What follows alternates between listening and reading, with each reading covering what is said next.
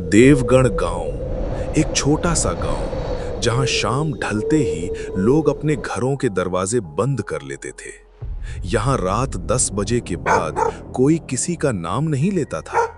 कहते हैं नाम में ताकत होती है और देवगढ़ में नाम मौत बन सकता था। आरव को इन सब बातों पर यकीन नहीं था। वो 22 साल का शहर में पला बढ़ा लड़का था, मॉडर्न, प्रैक्टिकल और थोड़ा जिद्दी।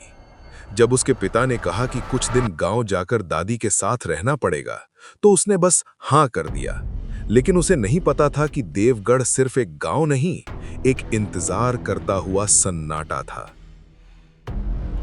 रात करीब 9:15 बजे आरव अपने साइकिल से कच्चे रास्ते पर आ रहा था। हवा में ठंडी नमी थी और आसपास सिर्फ पेड़ों की सरसराहट। अचानक हल्का सा एक आवाज उसके कान में गूंजी, आरव। वो तुरंत रुक गया। उसने पीछे मुड़कर देखा, कोई नहीं। हवा तेज हो गई, पेड़ जोर से हिलने लगे। कौन है? आरव ने जोर से पुकारा, लेकिन जवाब में सिर्फ सन्नाटा था। उसने खुद को समझाया, शायद हवा का इल्यूजन होगा, और वो घर की तरफ बढ़ गया। घर पुराना मिट्टी का बना था। अंदर लैंटर्न की हल्की पीली रोशनी जल रही थी। दादी चारपाई पर बैठी थी, जैसे उसका इंतजार कर रही हो। तू आ गया? दादी ने धीरे से पूछा। हाँ दादी, पर यह गांव इतना चुप क्यों रहता है?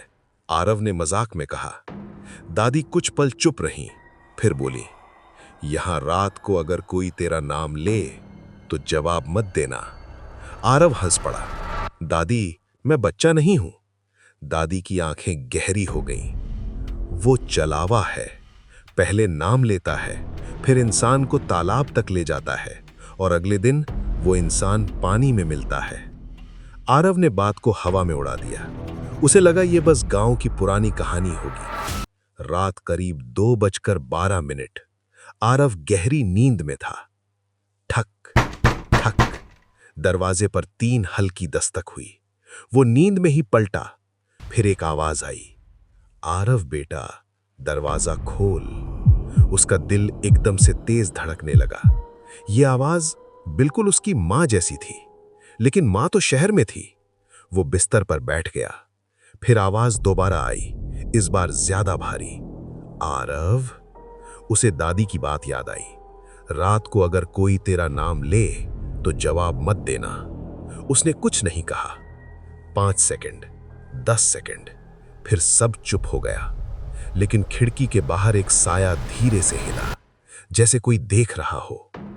सुबह आरव ने गांव के बूढ़े रघु काका से पूछा, काका, सच में कोई चीज है यहां? रघु काका का चेहरा पीला पड़ गया। बेटा, चलावा दिखाई नहीं देता, वो बस आवाज में आता है। जो जवाब दे देता है वो अपने पैरों पर चलकर तालाब तक पहुंच जाता है, जैसे किसी ने उसे बुलाया हो। पर क्यों? आरव ने पूछा। क्योंकि चलावा इंसान के डर से पैदा होता है और उसकी तन्हाई से मजबूत होता है। आरव ने हंसकर कहा, मैं इन सब बातों पर यकीन नहीं करता। रघु ने बस एक बात कही, यकीन वो चीज है जो देर से आता है, पर तब तक देर हो चुकी होती है। अगली रात इस बार आरव जाग रहा था। 2:13। कमरे में सिर्फ चांद की ठंडी नीली रोशनी थी। वो मिरर के सामने खड़ा था, और फिर आरव। आवाज इस बार उसकी खुद की थी। उसने मिरर में देखा, रिफ्लेक्शन खड़ा था, पर उसने ब्लिंक नहीं किया। आरव ने आंख झपकाई, रिफ्लेक्शन ने नहीं। उसके होठों पर धीरे से मुस्कान आई। मैं तब आता हूं जब कोई अकेला महसूस करता है। आरव का गला सूख गया। तू क्या है? रिफ्लेक्शन मुस्कुराया। मैं तू हूं, बस वो हिस्सा जिसे तू मानता नहीं। लैंटर्न एकदम से बुझ गई। कमरा अंधेरे में डूब गया। सिर्फ मिरर में हल्का सा चेहरा चमक रहा था। बस एक बार मेरा नाम बोल दे, रिफ्लेक्शन ने धीरे से कहा। आरव पीछे हट गया। तू चलावा है? रिफ्लेक्शन की आंखें सफेद चमकने लगी। मैं तेरे अंदर का डर हूं, और डर को नाम चाहिए होता है। फिर धीरे से उस रिफ्लेक्शन का हाथ मिरर से बाहर निकलने लगा। कांच में दरारें पड़ने लगी। आरव चीखने लगा। बाहर से दादी की आवाज आई, नाम मत लेना, नाम मत लेना। रिफ्लेक्शन जोर से चिल्लाया, मेरा नाम बोल। आरव ने आंखें बंद कर ली। मैं तुझे नहीं मानता, तू झूठ है। अचानक मिरर जोर से टूट गया। कांच के टुकड़े जमीन पर गिर गए और सब कुछ शांत हो गया। सुबह धूप कमरे में आ रही थी। दादी अंदर आई। सब ठीक है? आरव ने हां में सिर हिला दिया।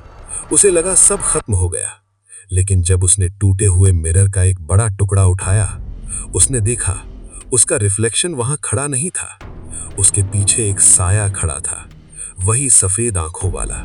और धीरे से मुस्कुराते हुए उसने फिर फुसकारा, आरव। आरव ने तुरंत मुड़कर देखा, कोई नहीं। जब दोबारा मिरर में देखा, रिफ्लेक्शन नॉर्मल था, लेकिन अब उसे समझ आ गया था, चलावा बाहर से नहीं आता, वो इंसान के अंदर रहता है। वो इंतजार करता है, एक आवाज का, एक जवाब का, एक नाम का। और देवगढ़ में रात 10 बजे के बाद लोग अब भी किसी का नाम नहीं लेते, क्योंकि शायद कोई सुन रहा होता है।